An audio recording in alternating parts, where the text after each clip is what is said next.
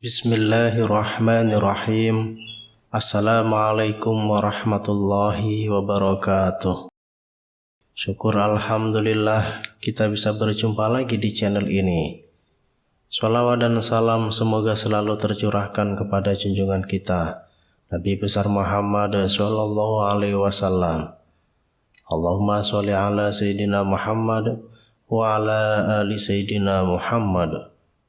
Harapan dan doa saya untuk saudaraku semua yang menonton video ini, semoga saudaraku semua selalu diberikan kesehatan oleh Allah, dimudahkan segala urusannya, dilapangkan rezekinya, diampuni segala dosanya. Amin ya rabbal alamin. Sahabat beriman yang dirahmati Allah, setiap hari kita harus terus berjuang agar kita memiliki kehidupan yang penuh dengan kenikmatan dan kesenangan. Jangan sampai kita memasuki kehidupan yang penuh dengan penderitaan dan kesengsaraan. Jauh-jauh hari kita harus sudah menemukan rahasia untuk berhasil memasuki pintu surga, yaitu membuka pintu surga yang tadinya terkunci. Untuk membuka pintu surga yang tadinya terkunci rapat, kita harus memiliki terlebih dahulu kunci untuk membuka pintu surga tersebut. Setelah kita memiliki kunci pintu surga itu, barulah kita dapat membuka pintu surga yang masih terkunci bagi kita itu. Setelah pintu surga tersebut berhasil kita buka, maka barulah kita dapat memasuki surga dengan selamat. Surga merupakan simbol kehidupan yang penuh dengan kesenangan dan kenikmatan hidup. Betapa kita sangat senang sekali, sangat berbahagia sekali ketika kita dalam keadaan sehat jasmani dan rohani.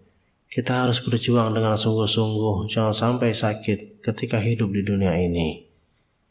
Sebagai satu contoh kasus, ada seorang bapak terkena penyakit stroke dan separuh badannya tiba-tiba tidak dapat berfungsi dengan baik. Bapak tersebut sangat menyesal sekali.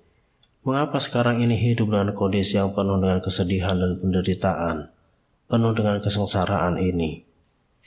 Dalam bahasa yang lebih halus, orang tersebut telah memasuki neraka, yaitu kehidupan yang tidak menyenangkan, yang tidak membahagiakan, yang tidak memberikan kenikmatan hidup.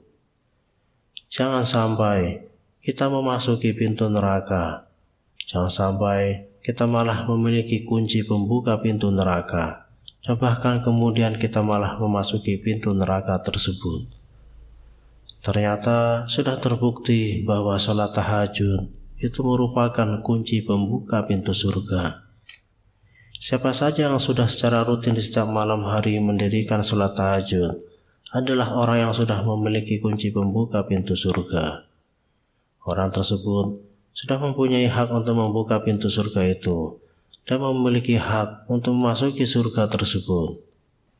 Itulah sebabnya ketika sebagian besar manusia sedang tertidur dengan nyenyaknya, sedang enak-enaknya tidur, kita dipanggil secara khusus oleh Allah Subhanahu wa Ta'ala untuk mendirikan sholat tahajud. Di saat itulah Allah Subhanahu wa Ta'ala memberikan kunci pembuka pintu surga kepada orang-orang yang sudah dengan rutin, dengan tekun, dan dengan bersungguh-sungguh mendirikan sholat tahajud dengan lama di setiap malam hari.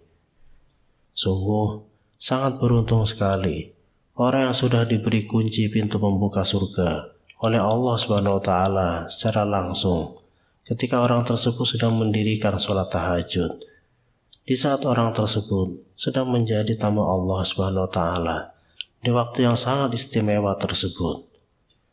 Jika kita juga berharap diberi kunci pembuka pintu surga oleh Allah SWT, maka kita harus tekun dan rutin mendirikan sholat tahajud di setiap malam hari.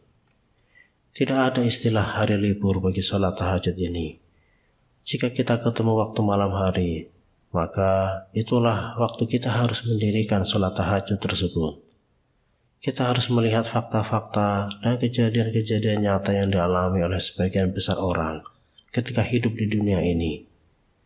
Jangan sampai kita mengalami keadaan buruk seperti mereka-mereka yang sudah memasuki kehidupan yang sangat menyedihkan, sangat menyengsarakan, sangat menyakitkan sekali. Itulah sangat pentingnya kita harus mendirikan sholat tahajud. Jika orang-orang yang sudah memasuki neraka, yaitu kehidupan yang penuh dengan kesedihan, penuh dengan kesengsaraan, penuh dengan penderitaan, ditanya, pastilah jawabannya adalah, ini semua akibat kami ini tidak mendirikan sholat tahajud ketika kami masih dalam keadaan sehat dan kaya raya. Segala bentuk penyesalan datangnya pasti selalu setelah kejadian buruk dan menyengsarakan mendatangi orang-orang yang selalu menolak untuk mendirikan sholat tahajud di setiap malam hari. Wallahu a'lam bishawab. Demikian yang bisa saya bagikan. Semoga bermanfaat untuk kita semua. Amin. Wassalamualaikum warahmatullahi wabarakatuh.